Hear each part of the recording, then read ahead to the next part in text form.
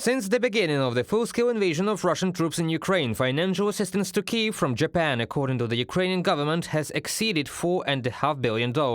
Tokyo ranks fourth among allies in terms of budget support. In December 2023, Tokyo agreed to sell weapons produced under license to the country of origin. Thus, the export of Patriot missiles from Japan to the United States allowed Washington to transfer more of them to Kyiv. Before the meeting of these leaders of the two states in April, the parties are discussing the prospects for expanding cooperation. Japanese companies are ready to carry out maintenance and repair of American military equipment. Japan, which adopted a pacifist constitution after its loss in World War II, has provided Ukraine with non-lethal aid as well as assistance and loan guarantees worth billions of dollars, but not weapons. Loosening Tokyo's restrictions on military exports could help the US and European nations send arms to Ukraine in the short term, while in the long term, it could widen the opportunities for Japan to sell arms overseas. From a Bloomberg publication with reference to the Yomiuri newspaper.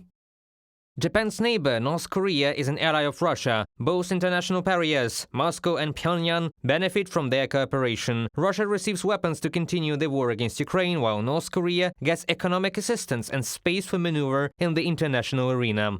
This seriously changes the balance of power in the region, and this can have a very serious impact on the security of the region, because today no one knows how far this cooperation will go, and what is very seriously worrying South Korea in particular is whether Russia will provide the technologies that North Korea needs to strengthen its military potential in exchange for weapons.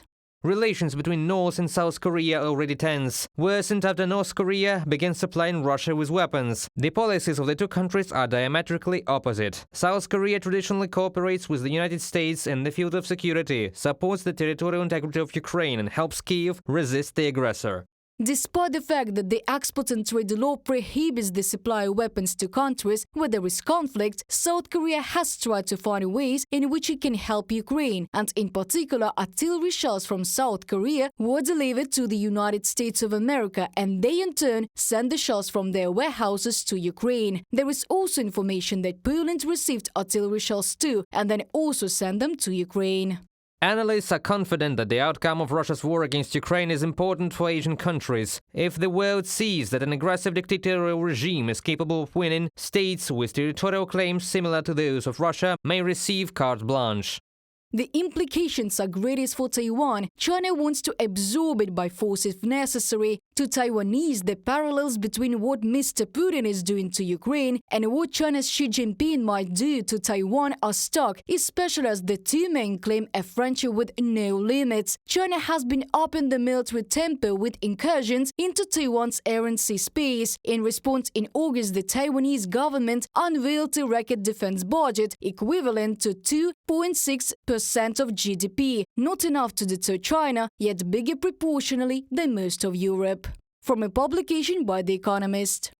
The balance of power may also change depending on the results of the upcoming presidential elections in the United States, experts are sure. Election statements by one of the main candidates, Donald Trump, indicate that if he wins, the White House may abandon relations with current partners. Reported by Larisa Zubenko, Pavlo Shtermach, UATV News.